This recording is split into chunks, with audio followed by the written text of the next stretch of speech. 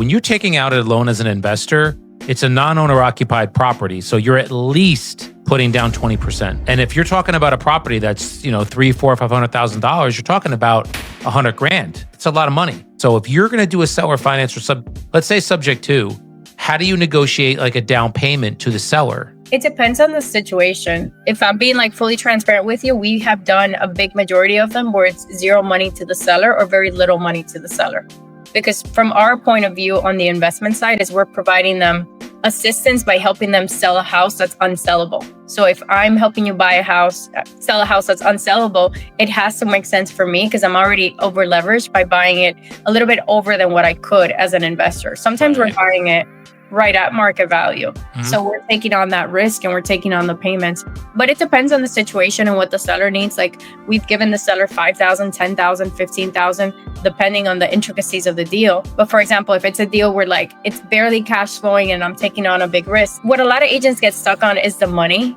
They don't necessarily have a money problem if they have a house they can't sell. They have a house problem because they can't get rid of this house. Right. So can we solve the house problem, right? And the money maybe is irrelevant in this instance because they need to move to Texas to be closer to their kids. And if they don't sell this house, they can't move to Texas. So I'm going to focus on fixing the house problem and not so much on how much money they need because the house is the biggest problem that I can solve. That's big. And I know as real estate agents, we tend to get tied up in like what, our commission and what, we have to get paid. So this is the only way that we can do it. And if you open your mind and understand and know the nuances of creative, where Idelia's just presented a whole nother option to, I didn't know about this a year ago. I had no idea about subject to a year, not even 6 months ago, I didn't know. But now I present to sellers this option. If I know that if there's very little equity, I'll pay market value for the property. If I know that I can take that 2.5%, 3%, 3.5% interest rate, if I can get it, I'll take it. Do you see any of these properties like that? Yeah, definitely. The good thing is, which is always I was always confused about it. And now that I've transitioned to doing a lot more investment deals, my mind has shifted and I think like an investor. So we always look for the opportunity.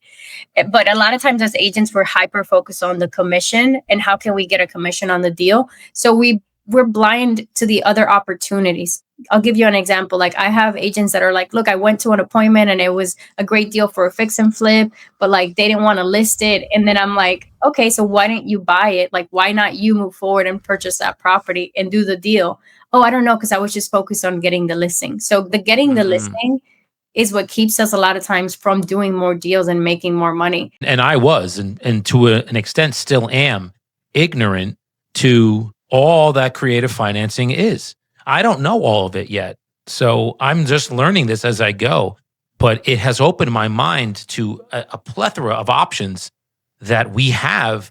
Subject to seller financing is just one of them. So in my travels, I'm making calls for 2-3 hours every morning. I talk to so many sellers.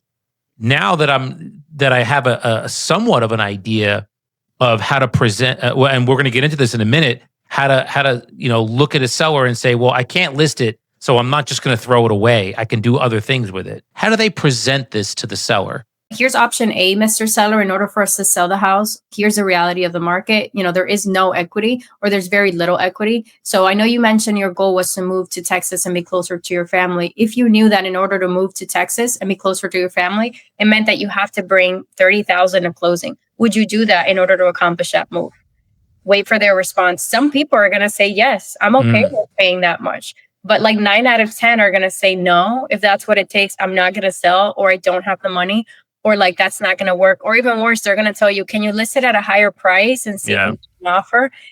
A lot of agents do that last one. So here's another option, Mr. Seller. Here's option A. There's this direction, right? Here's option B. Based on what I'm seeing, there is no equity. So what if we could go this direction, right? What if we could either take the payments over subject to myself, or I could position an investor to come in, take over the payments on this property, and you can actually sell the property and it's not going to cost you absolutely anything because the investor is going to pay closing costs and my fee as well. What if we could set that up where you could sell, you can move to Texas, and it's not going to cost you absolutely anything to be able to sell the property? Would you be open to exploring that option? Yes? Okay, great. Let's go into that conversation. Obviously, there's the logistics of like what subject to is and how it works and all of that. So then I would get into a longer conversation about, hey, the investor is going to come in, they're going to close, so they're now going to become the owners. The loan is going to stay in place. The reason why this benefits you is because there's no commissions, no closing costs. You can sell without having to pay anything. The reason why it benefits the investor is because they're buying a property that already has a loan in place. So if we could secure a buyer where it's not going to cost you anything and you don't have to pay anything and you can move to Texas, would that be worth exploring? And if they say, yes, I'm open to that, great, go into that conversation. And if they say, well, I have additional questions, that's when you have to understand like the objections and the process. And that's where like reach out to me and I can like do the first couple deals with you and walk them through that. So just know you're not alone. I've helped a lot of agents do their first subject to deal. And that's exactly the conversation. And then we dive deeper into objections, the paperwork. Just so you guys know, from like an agent disclosure standpoint, we're very transparent on the process. And there's disclosures that the seller sign and acknowledge about every step of the process. So as an agent, you're never going to have to worry about like, this wasn't disclosed, or this is coming back to me, or my license is at risk. As long as you disclose, and you're very transparent on how the process works, if your seller is okay with it, great. Having these options and this option to share with the seller, hey, what if we could bring a potential buyer in to take over the payments and get you moved out, and your credit is saved. You're not going to have to go into foreclosure, any kind of short sale, anything like that, and present that option to them. So it's a powerful tool to have in your arsenal to help sellers, again, when you're sitting across from them and maybe you didn't pre-qualify them really well and you don't know how much equity they have, and you're literally finding out at the listing presentation. A lot of what you said, Idalis, gets covered in the pre-qual. So I'm imagining you're pre-qualing these sellers very, very in depth. Yeah, so I do most of my things is over the phone. So I do virtual deals. I do deals nationwide. So I do all of this over the phone. So for those of you that think you like need to be in front of someone to close a deal, we've done deals all over the United States. And I do my full presentation, everything over the phone. Now, if you're an agent and you're already meeting with them, once you acknowledge like there's no equity, I would say as part of my pre-qual, like, hey, look, based on what I'm seeing here, there's two potential options. It seems like based on what the marketplace is showing us, there may not be a lot of equity. So I do have another option that I would be open to presenting to you when we get together. Would you be open to an option that's a little bit more creative, where we can have a buyer come in and take over the payments? Oh, how'd that work? Okay, let's do this. Let's get together, and then we dive deeper into that in person. If you feel you need to go in person, I can do this on the phone call and close them and go through everything, but that's just experience.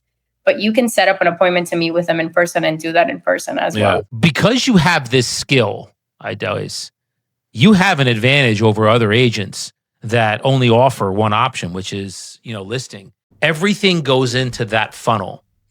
The listing goes into that funnel. The leads of probate go into that funnel. The leads of circle of influence go in there. Cash option goes in there. Everything goes into that one funnel. And then out of that funnel comes, I can either list it traditionally or I can go the creative finance way. So if you look at our pipeline right now, we have our business is very robust. So we do a lot of different types of deals. So our pipeline right now has like fix and flips, novations, wholesale, cash deals, listings. So we have a lot of different types of deals because we understand exit strategies, which is what we call it. Like listing is one exit strategy, which is exactly that, a strategy to exit the property, right? But creative finance is another exit strategy, novation, wholesale. So I've just gotten really good at understanding what's going to be a solution based on the situation, and then matching the seller situation with the solution. What a lot of agents do is they have one solution, which is the listing, and they're trying to match the seller into the listing, and they're getting resistance. And a lot of times they're not closing, or they're having investors like me come in and take the deal. Why? Because I'm thinking a little bit more outside the box. Sometimes, and you know it, Danny, they'll tell you, I do not want to list it. I don't want to list it. I don't want to list it. You're not going to convince someone that doesn't want to list it. Obviously, there's objection handling and things like that, but some people are just dead set that that's not the best fit. So I've gotten really good at recognizing and listening for like those keywords and being like, okay, what's going to be the best fit based on their situation? And then I'm just a matchmaker. That's what I like to call it. Welcome to Prospecting Saturdays, where our host, Daniel Mesrobian, showcases his skills in closing deals and following up with clients. Buckle up as you enter into this well of knowledge. So I spoke to this woman yesterday. The house is It's in disrepair. So she's a perfect candidate for a cash offer. I had thought we would actually need to go out and see the property. My partner said, no, this house is going to be something that we're going to need to just do a full rental on. I don't need to see it. We can just set up an appointment to do it over the phone.